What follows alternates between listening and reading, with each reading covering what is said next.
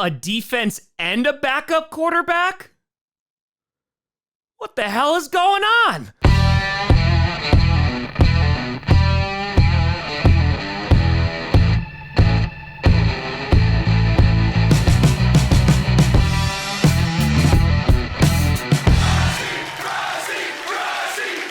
Grossi Posse Packer Nation. Welcome to an episode of Packcast, a podcast where you don't do Packers fan, but it sure does help. I'm your host, Tom.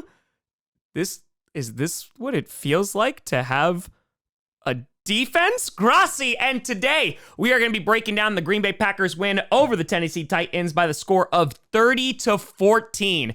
And there is so much to talk about for this game.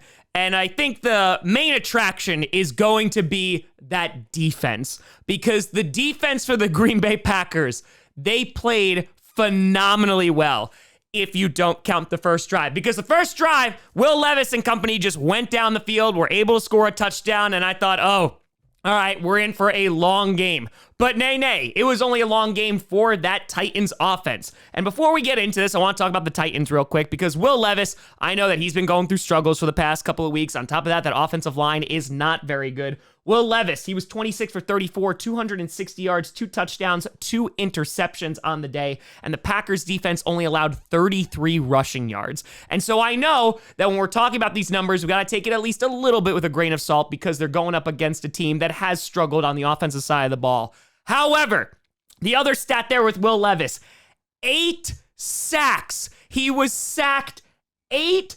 fracking times, which is the most since 2005, since the Packers faced the Bears. On top of that, let's just keep talking about this offense. They had a forced fumble. They had multiple interceptions. 3 interceptions for Xavier McKinney now in 3 weeks. That is 1, 2, and 3. McKinney, who I was so thrilled to get during the offseason, has been so good in that secondary. And Jeff Hafley, he talked about it all offseason. They wanted to play aggressive, and they wanted to take the ball away. In addition, we had Jair Alexander's first career pick 6, which is just phenomenal. They were being very zen in the end zone. And that makes 7 interceptions in 3 weeks, which, by the way, and I mentioned this last week, the Packers had 7 interceptions all of last season. So this defense and Jeff Hafley, my hat is off to you, because they're playing pretty damn well. And on top of that, this was an important game, at least from the outside, for Malik Willis, who I got to give the biggest of shout outs to Malik Willis.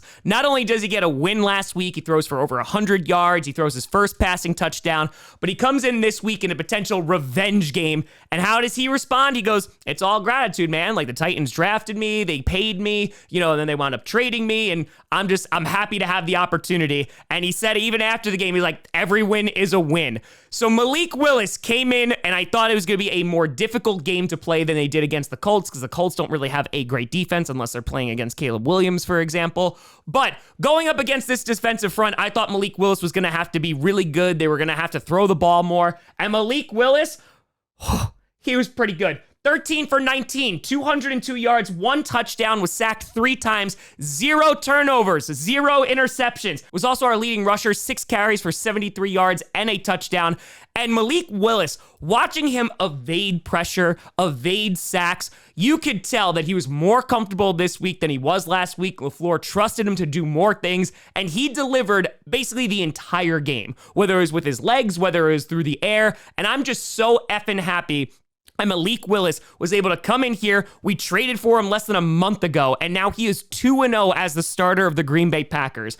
And talking about this as a Packers fan, talk about how effing fortunate we are at this point. Jordan Love goes down at the end of week 1. We fear for the worst. Thankfully, he could have potentially played last week. He almost played this week, and he's very close to playing, and I wouldn't be surprised if he plays against the Vikings. So not only did we dodge a bullet that Jordan Love's injury is not that severe, but we bring in Malik Willis, and he's able to go 2-0 and play really damn good football. And I am just so happy for a guy. When he was in Tennessee, it just did not work out. It's a better fit here in Green Bay. And regardless of what his future is, I am so happy that he had these 2 games to show that this man belongs in the NFL. Whether it's as a backup or he's going to get another chance to be a starter, I'm just happy that the Green Bay could be that place for him. This also marks the Packers' first win at Nissan Stadium at at Tennessee. They were 0-3 before this game. This is also a revenge game for Narveson, who was pretty good except for that one missed field goal, and also for Matt LaFleur, who was the offensive coordinator for the Titans.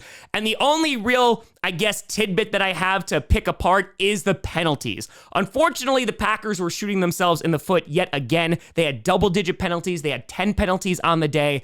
And when they're going up against a better team, that's not really going to fly. And if there's anything the past 3 weeks that have not been great, it's been that. And some people are talking about Emmanuel Wilson and Josh Jacobs because Josh Jacobs didn't really look that great today. I'm not worried about Josh Jacobs.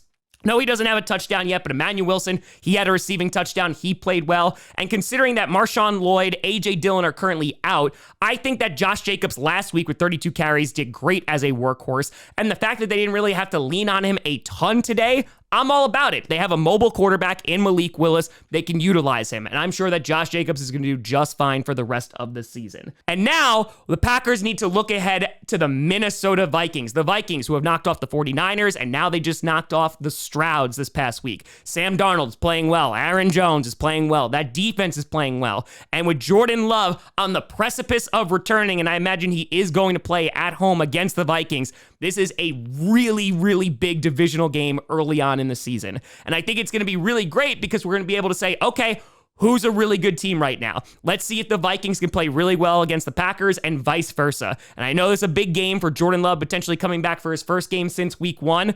But right now, I got to say, as a Packers fan, I am thrilled. Malik Willis did everything and more than what we could have possibly asked him. He went 2-0 as a starter. And if that's his last start as a Green Bay Packer because Jordan Love just plays the rest of the season, I am so happy that we traded for Malik Willis, a 7th round pick.